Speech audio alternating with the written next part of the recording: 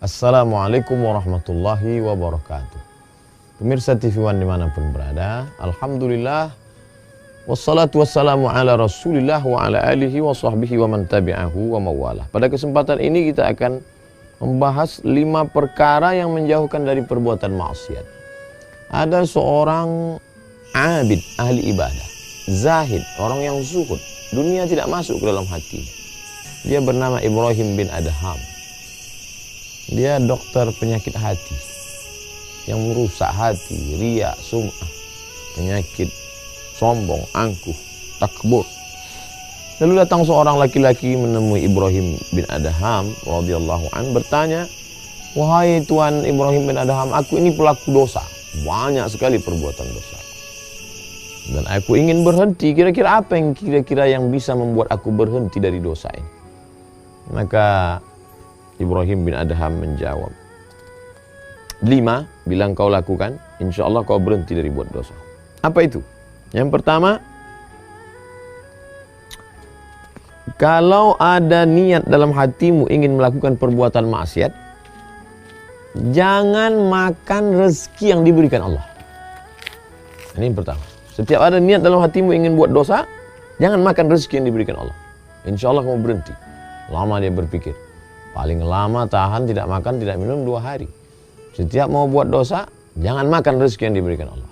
Wah, jurus ampuh luar biasa dari seorang tabibul qalbi, obat penyembuh penyakit hati bernama Tuan Ibrahim bin Adham. Lalu apa lagi berikutnya?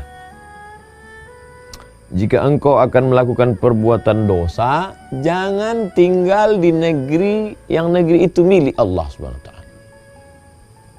Ada niat dalam hatimu ingin buat dosa, ya. Tinggallah sejauh mata memandang, carilah permukaan bumi Allah, tapi yang bukan milik Allah.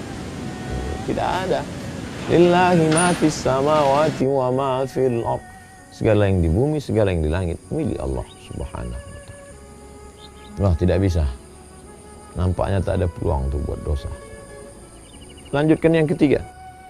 Jika ingin melakukan perbuatan dosa, cari tempat yang kira-kira di tempat itu engkau tidak dilihat oleh Allah Subhanahu wa taala.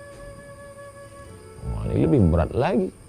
Wa huwa ma'akum aina ma kuntum. Dimanapun kamu berada, pandangan Allah, muraqabatullah, Allah senantiasa. Jadi kalau terlintas di hatimu ingin buat dosa, carilah di atas bukit, di tepi gunung, di tengah danau, di atas batu yang hitam, di tengah malam yang kelam. Kau tetap akan dalam pandangan Allah. La tudrikul absar wa huwa yudrikul absar. Dia tidak dapat ditangkap oleh mata, tapi dia dapat menangkap, melihat semua yang ada, punya mata di atas muka bumi Allah Subhanahu wa taala. Yang keempat, ketika malaikat maut datang kepadamu akan mencabut nyawamu, katakan, tunggu. Ada dalam hatimu ingin buat dosa? Ya, silakan buat dosa. Tapi nanti ketika malaikat maut datang akan mencabut nyawamu, dapatkah engkau berkata, tunggu wahai malaikat, aku bertobat dulu. Berapa banyak orang yang mati dalam perbuatan maksiatnya, mati dalam perbuatan dosanya, mati dalam keadaan nauzubillah su'ul khatimah. Lalu kemudian yang kelima. Yang kelima ini hampir saja laki-laki itu tak lagi dapat mendengarkan ucapan Ibrahim bin Adham karena dia larut dalam tangisan. Karena betul-betul kunci pintu, tertutup peluang untuk berbuat dosa dari ucapan seorang hamba Allah. Mungkin dia tidak mendapatkan wahyu karena wahyu sudah terputus. Tapi dia diberikan Allah ilham, bisikan dalam hatinya.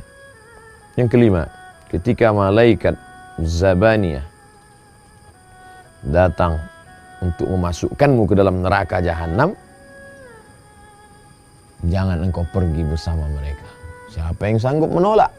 Ketika malaikat Zabaniyah menarik, menyeret, menggiring akan masuk ke dalam neraka, lalu kau berkata, aku tidak mau ikut dengan kalian. Siapa yang sanggup? Uli ajnihatin, malaikat makhluk bersayap, masna, 2, wa thulatha, 3, wa ruba', 4. Dan ketika sayap-sayapnya itu dia kepakkan seluas langit dan bumi, siapa yang sanggup menolak itu semua?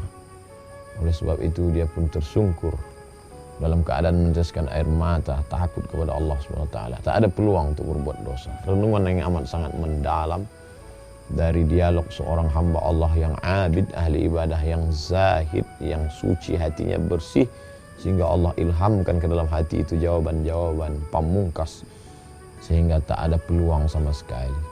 Apa pelajaran yang dapat kita ambil? Mungkin ayat-ayatnya ada, hadis-hadisnya ada, tapi untuk meramunya menjadi sebuah formula amat sangat sulit. Tapi begitu Allah bukakan hati seorang hamba, futuh, maka dapat dia menjawab dengan jawaban yang datang dari ilham yang dibisikkan oleh para malaikat, yang diberikan Allah Subhanahu wa taala, sehingga kalimat yang datang dari hati itu masuk juga ke hati. Adapun yang dari mulut tak sampai ke telinga, jangankan masuk ke dalam relung hati yang paling dalam. Oleh sebab itu marilah kita merenung sejenak. Masih sanggupkah kita berbuat dosa padahal kita makan dari karunia Allah? Masih sanggupkah kita berbuat maksiat padahal yang kita injak bumi Allah? Masih sanggupkah kita melawan perintah Allah padahal negeri yang kita diami ini adalah semuanya kuasa Allah? Masih sanggupkah kita berkata, aku mau taubat tapi besoklah, padahal kalau mau malaikat maut mencabut nyawa kita hari ini, kita juga mati. Sebab banyak orang yang mati dalam keadaan tertawa, mati dalam keadaan menonton TV, mati dalam keadaan tidur sehingga tidak terbangun lagi.